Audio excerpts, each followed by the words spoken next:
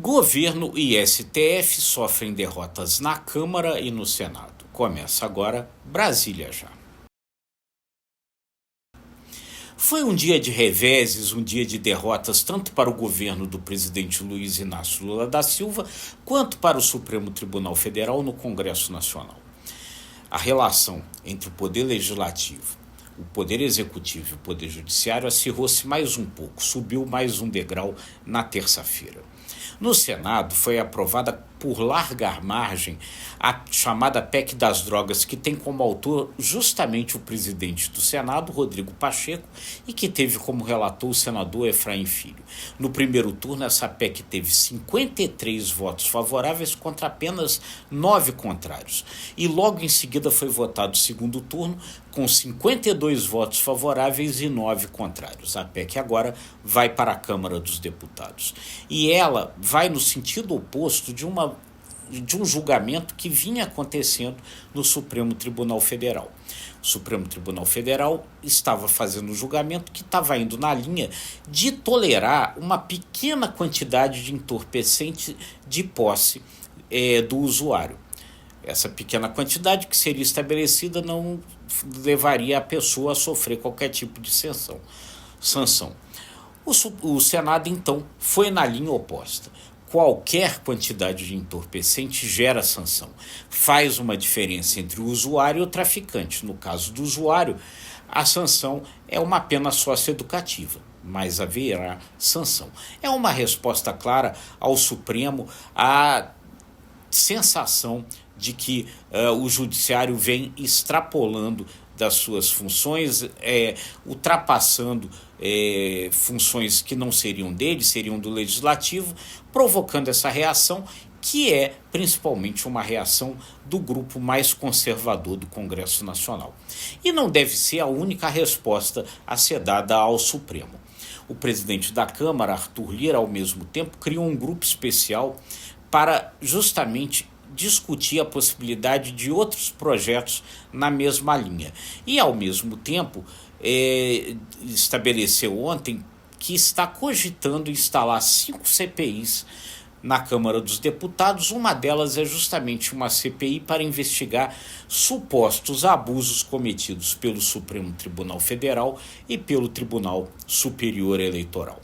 Há muito incômodo com a posição do judiciário nesse momento, por conta de ações que foram feitas contra deputados federais, a questão da prisão há alguns dias do deputado Chiquinho Brazão, acusado de ser o mandante do assassinato de Marielle. Todas essas coisas estão gerando incômodos e levando a essa reação.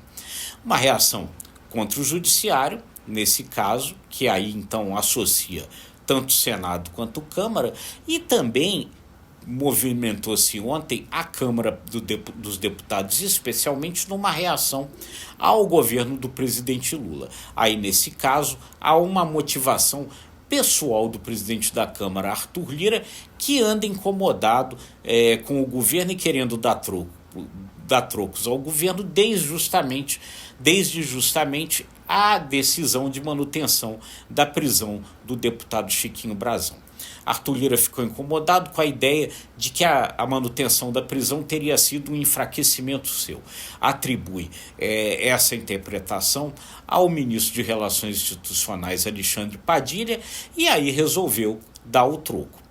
No mesmo dia em que o Senado votava a PEC das drogas, a Câmara aprovou a urgência para um projeto de lei que criminaliza as ações do Movimento dos Trabalhadores Sem Terra, o MST, que é um aliado histórico do PT, gerando aí um revés para o governo.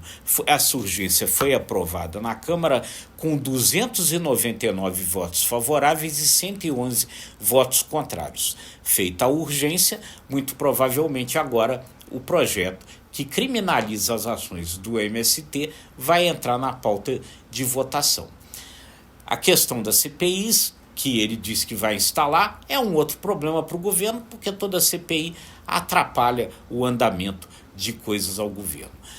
Adiou-se a votação de vetos presidenciais, mas por quê? Porque se fossem votados, o Congresso derrubaria o veto presidencial do governo, que cortou 5,6 bilhões de emendas orçamentárias, e também derrubaria o veto sobre as chamadas saidinhas de presos. São diversas derrotas que foram acontecendo ao longo do dia. Além da questão do incômodo com Alexandre Padilha, havia um outro incômodo envolvendo o Arthur Lira, porque na própria terça-feira foi demitido um primo de Arthur Lira, o Wilson Lira, que era superintendente do Instituto Nacional de Colonização e Reforma Agrária, o INCRA, em Alagoas.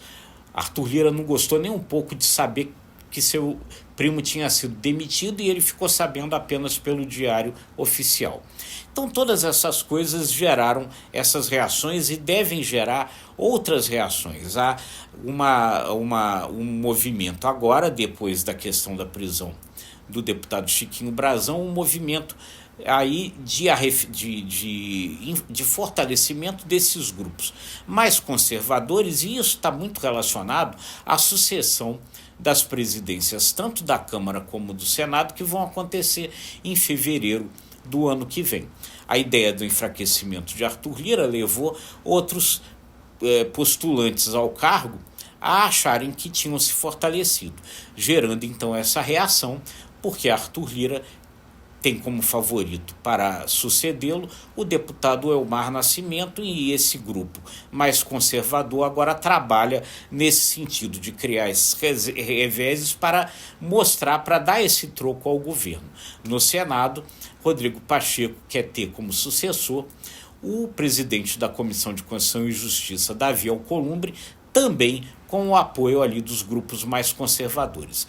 Então essa queda de braço, ela se agudiza, essa queda de braço entre os poderes tem aí mais um capítulo na terça-feira, e agora então a gente precisa ver o que vai acontecer daqui para frente mais adiante, e a gente vai estar sempre acompanhando tudo para trazer para você sempre a melhor informação e a melhor análise.